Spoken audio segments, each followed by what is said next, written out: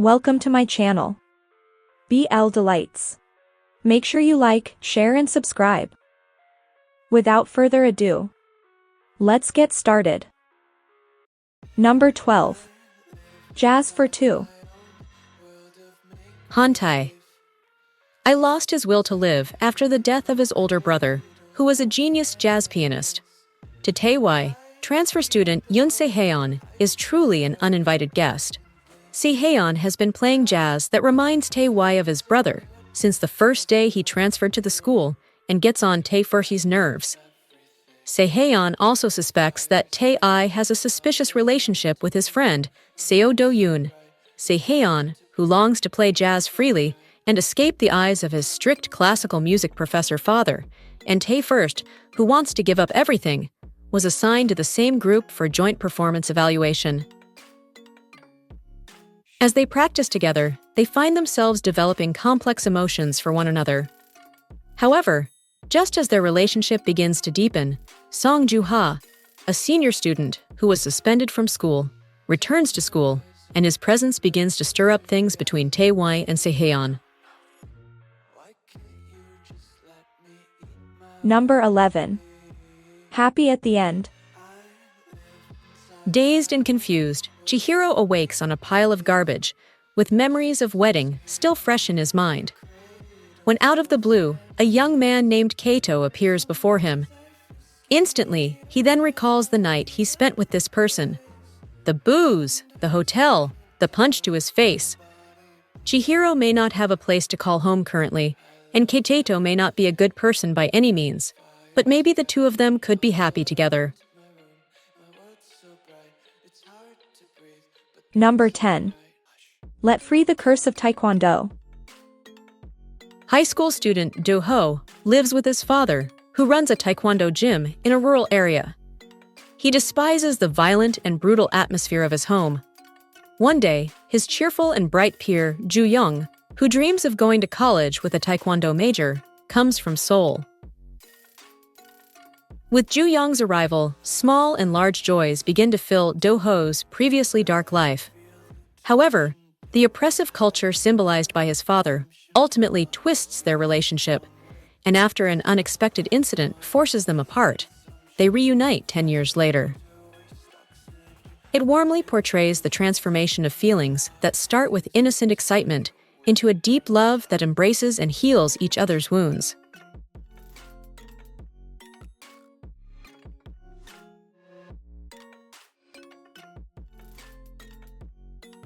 Minas Jin was an exemplary high school student who hated Hirokawa Haruki, a delinquent who led the troublemakers in school. Deciding not to get involved with the delinquents, Jin lived his life as a spectator. However, after finding out about Haruki's secret, the two quickly get intimate.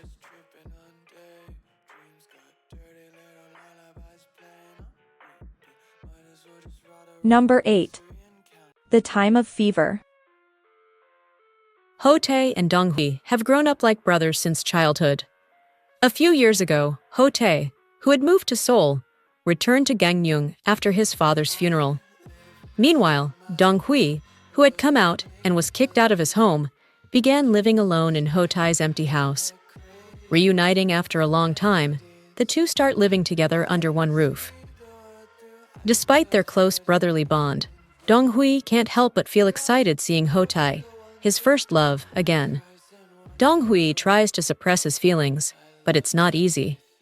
Meeting Dong-hui after a long time, Ho-tae also starts experiencing emotions he has never felt before. In an effort to escape his confusing feelings, Ho-tae starts dating girls recklessly. Witnessing Ho-tae like this hurts Dong-hui, and after an unexpected incident, the delicate relationship between the two starts to gradually shift. Number 7. The Only One. Life is hard enough for Shengwang when he transfers into a new high school and clashes immediately with classmate Zhang Tian. But when Shengwang's father and Zhang Tian's mother decide to get married, the two boys' lives turn completely upside down. Shengwang and Zhang Tian must negotiate their new status as stepbrothers enduring the ups and downs of their school and family experiences together. However, neither of them expected that romance would begin to spark between them. Will this new development bring them even closer together, or will it drive their entire family apart?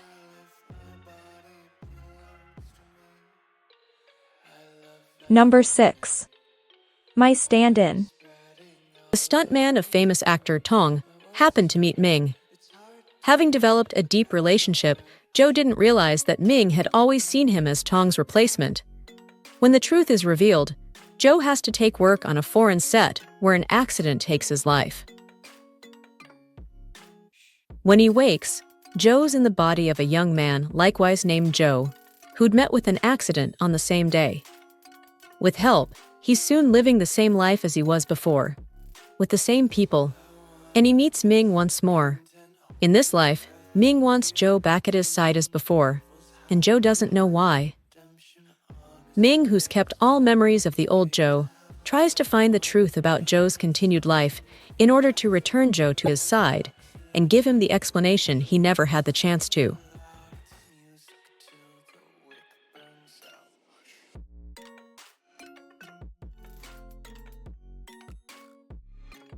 Wei Qian has been the breadwinner of his family since he lost his parents at a young age.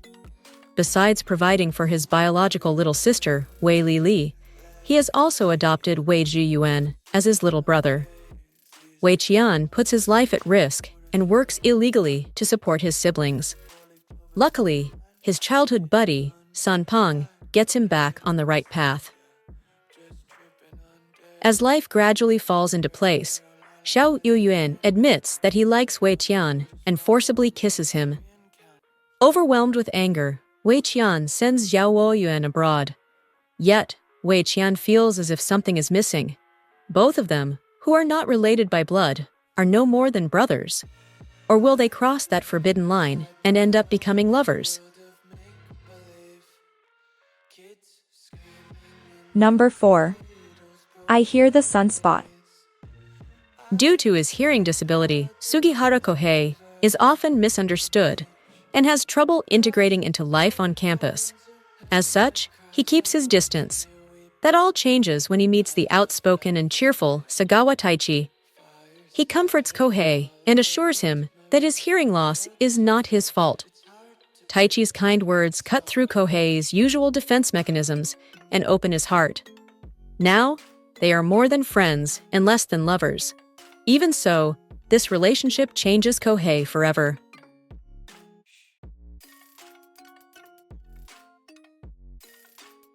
Number 3. Love in a big city. An audacious tale of two roommates, one a gay man, and another a straight woman. Through the eyes of Mai A begins Ko Young's clumsy love story. Stories of laughter, tears, and wounds between a mother in denial of her son's sexuality and his being unable to escape societal judgment. Ko Young finally meets a pure love like no other, Gyu Ho, but has no choice but to let him go. With Gyu Ho gone, Ko Young follows a stranger to Thailand and spends a late monsoon vacation.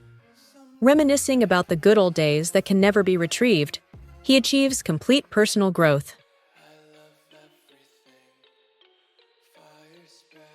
Number 2. Asen's love returns. Haruta Soidi and Maki Ryota, who returned from Singapore, started living together as newlyweds. However, work and housework become too much for the couple, so they try housekeeping services to make their domestic life easier. But the person who appears at the door turns out to be the retired Kurosawa Musashi. Will the love triangle between them happen again?